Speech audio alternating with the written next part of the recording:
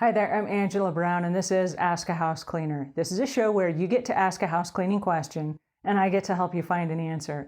Today's question comes from a celebrity who wants to know, is it possible that I'm a hoarder? And if it is, how do I stop being a hoarder?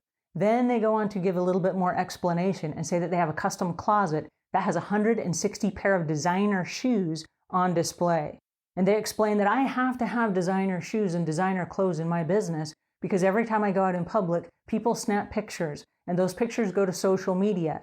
And I can't be caught wearing the same thing twice, because then I'll make the tabloids and they'll say, oh look, this celebrity wore these clothes at 2 different occasions. Like, what's up with that? All right, well, there is a huge disconnect between the have and the have-nots. And what's really important to realize is that yes, celebrity hoarders is a real thing. You can be a celebrity hoarder, and how do you stop? That's an excellent question. Now, I live in Charlotte, North Carolina, which is the home of the Carolina Panthers, the Charlotte Hornets, the Charlotte Motor Speedway, and it is the second largest financial center in the nation. So there are lots and lots and lots of celebrities that live in Charlotte, North Carolina, in addition to a lot of CEOs of Fortune 500 companies. So during the course of my 25 years as a professional house cleaner, I've had the privilege of working hand on hand with a lot of the celebrities that are in town. All right, so having said that, the celebrities are just like everyone else. They go to bed at night, they get up in the morning, they eat breakfast, they have a lot of the same routines that we have. They just make a whole lot more money than most of the rest of us, which allows them to buy a whole lot more things, which yes, does contribute to what we call organized or celebrity hoarding. All right, so how many cars do you actually need? How many boats do you actually need? How many homes do you need, right? We've heard story after story of celebrities who buy multiple homes across the globe, and then suddenly one day they wake up and they're broke. The banks have called in the loans, and these people are broke. They're maxed out because they're trying to keep up with the Joneses. Now, if you are a brand new, just recently drafted NFL player, and you're new to money, and you went from having a college salary to having millions of dollars, there's a tendency that you want to jump in and you want to buy what everyone else has. You are now in an arena that is too big for your britches. Forgive me for saying so. Now you got to have the fancy house, you got to have the fancy cars, you got to host the fancy parties. And guess what? You don't have 10 or 12 years of millions of dollars coming in to back that up. And so if this is your very first big money job, you need to save some of that money because you never know when the job is going to go away. And we've seen it too many times where people overextend themselves financially and then they're broke. Now, the Jones, keeping up with the Joneses, what is that all about? I was in a house cleaning one time when the grand piano movers came to deliver a grand piano. And my first thought was, oh no, I've got a grand piano now, I'm going to have to dust in addition to what I'm cleaning right now.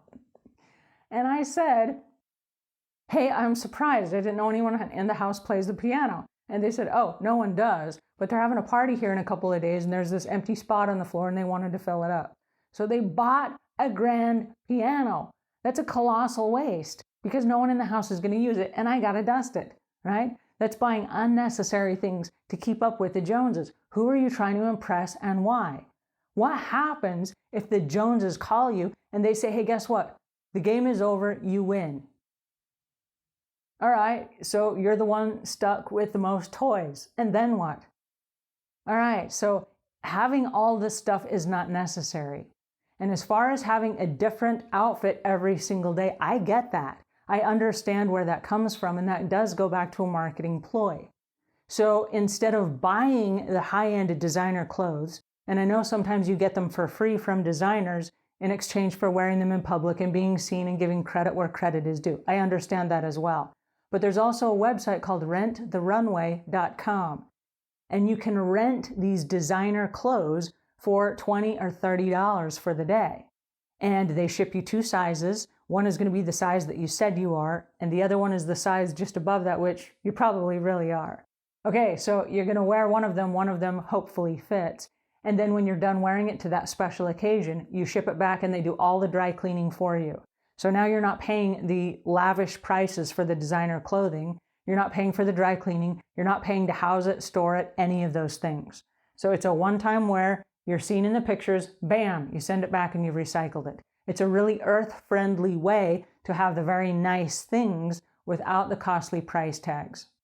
Now, if having 160 pair of designer shoes is your thing, but you recognize the fact that you don't need 160 pair of designer shoes and you're ready to let some of them go, maybe part of your marketing campaign could be, yes, you understand that to be more earth-friendly, you're going to start recycling your things. So yes, do go out in last year's model of something, wear the dress, take a handbag from a different year, shoes from a different year, make a new outfit, make sure that people understand this is a recycled outfit.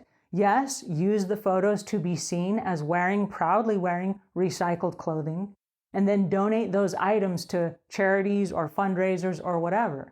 Because now that you've been seen wearing this and you wore it here to this Emmy-winning event or whatever, all right, now there's value to that and they can be auctioned off at an auction as a fundraiser. This could be your new marketing campaign where you donate stuff that you have that's just sitting in a closet that's not helping anyone, including you, because you've already been seen in this and you're never going to wear it again, right? All right, so the next thing that we want to think about is snobbery. I know there's a bunch of snobbery that comes along with, well, I don't want to wear something that somebody else has already worn. All right, I got to tell you, there was a period of my life where I lived in Los Angeles, California, and I was taking acting classes from the Edgemar Center for the Arts. And the Edgemar Center for the Arts is this little eclectic place in Santa Monica where there are lots of celebrities that wander about through the coffee bars, and there are plays and theater and things that go on at the Edgemar Center. So right next to the Edgemar Center, there's this little vintage shop. And inside the vintage shop, they sell t-shirts. And the t-shirts are like $250. Like, who on earth is going to spend $250 for a t-shirt? There was a little black dress. I was getting ready to go to an event. I needed a little black dress. This little black dress was like $4,000. I'm like, $4,000? That's too much money. So I asked the lady that owns the store, how on earth can you charge $4,000 for this little black dress? In any other store, it's going to cost you $28 to $40. What's up? She said, the people in this area will pay it because this is a one-of-a-kind dress. They don't make this dress anymore. This dress is 20 years old. And I'm like, yeah, I get that. But everywhere else in the world where I'm from, they call that a thrift store. How is this a vintage shop and everything is so much money? She said, because people will pay it. All right, so the reality is this. Whatever it is that you're buying, it can be recycled. Just call it vintage, and that's why they make dry cleaners. Go take it to the dry cleaners and have it cleaned. And now you can be wearing vintage clothing. One of a kind. They don't make them anymore. And you may have spent $3.49 down at the local Goodwill, right? You don't have to buy the most expensive stuff. And by the way, who's keeping track? Who really cares how many pairs of shoes you have in your closet?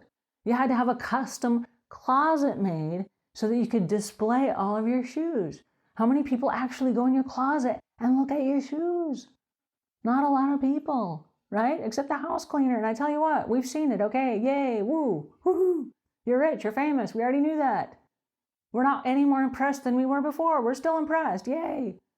All right. So are you a hoarder? Yeah, it's possible that you are. What do you do about it? You change your mentality. How do you change your mentality? Well, you realize you don't have to buy everything. You don't have to buy everything, right? You can get just as much enjoyment going through a museum. You pay $16 for a ticket at the museum. You go through and you get to see original pieces of art. You don't actually have to own the art. They're going to store it for you. They're going to make sure it's in a climate-controlled environment. There's somebody there on staff that's going to dust the paintings and the frames. And you can go in anytime you want. You just pay $16. And you don't have to pay for security. You don't have to pay for 24-hour guards. You don't have to pay for all this stuff, right? We call it the museum mentality. You get to enjoy things that other people have that you don't have to own. You don't have to own the boat. Instead of paying the property tax and the insurance and somebody to clean it and a place to store it and all these things, you don't tote the boat around with you wherever you go. Unless you told people, they wouldn't even know you owned a boat. So don't own the boat. If you're going to take friends out for the weekend, rent the boat and then turn it back in and you're done with it. It's so easy. So are celebrity hoarders a real thing? Yeah, they're a real thing. And yes, the fact that you recognize it is a time and a turning point for you to make new habits for the future. Alrighty, so I hope that helps just a little bit. And until we meet again, leave the world a cleaner place than when you found it.